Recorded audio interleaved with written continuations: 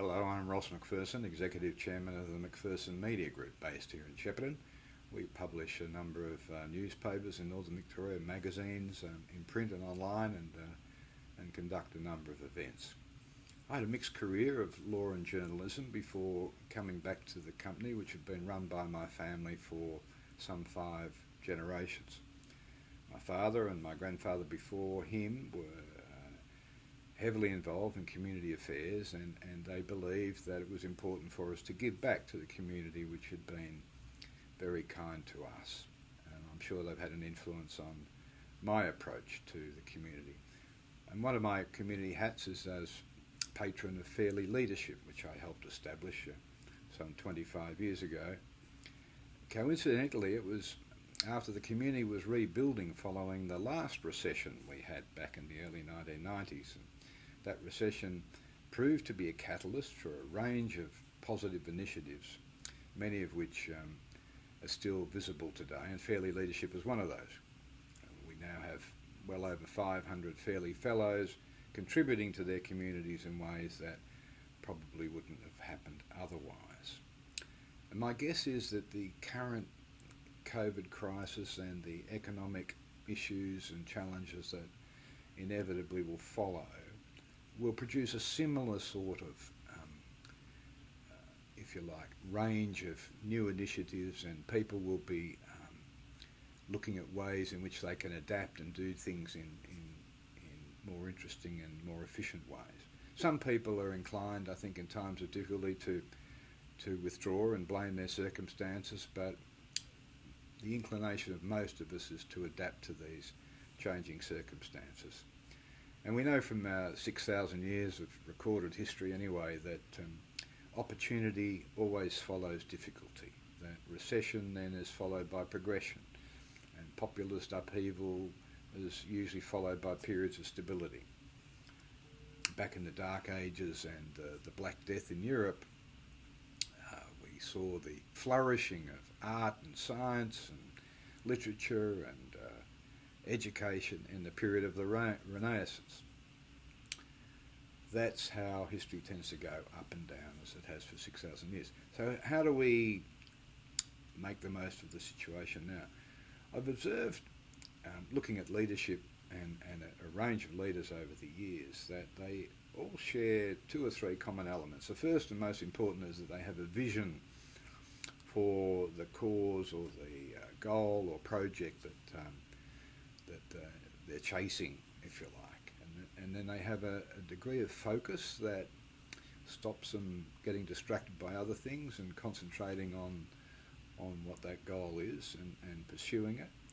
And they usually have a degree of energy that moves them towards that desired result, that creates action. And those 3 elements seem to be common amongst many, many great leaders. So I don't think leadership itself is that complex. They come in all shapes and sizes. And if you add to those 2 or 3 elements of leadership the golden rule that you treat other people as you like to be treated yourself, you'll have no trouble encouraging and coaxing people to come along with you on your leadership journey.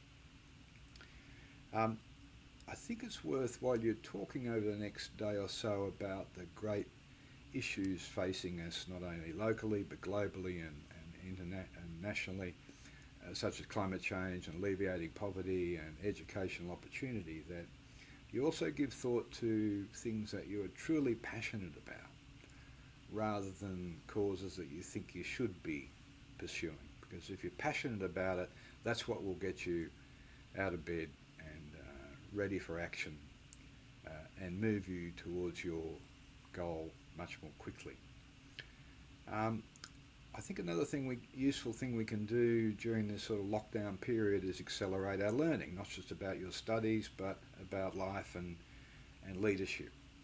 And there are really only 2 ways to learn. One's your own experience and the other's other people's experience.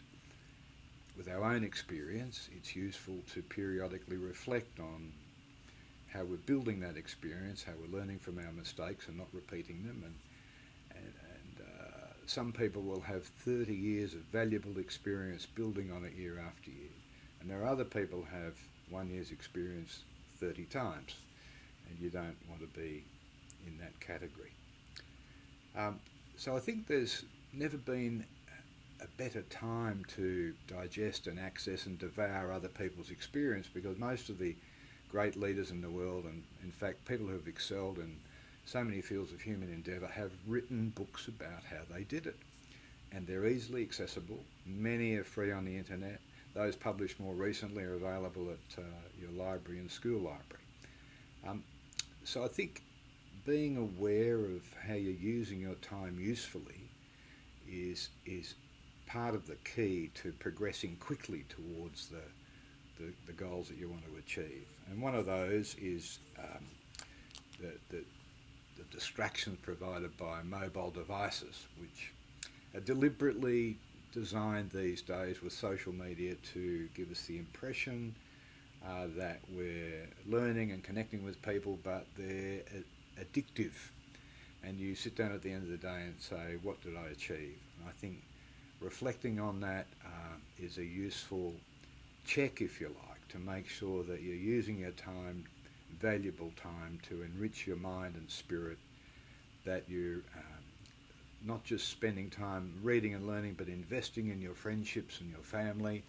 And as we move out of lockdown and social movement becomes easier, consider extending your network and investing in mentor relationships, and not being afraid to ask people for help. You'll be surprised how many people will help you in your journey if only you ask.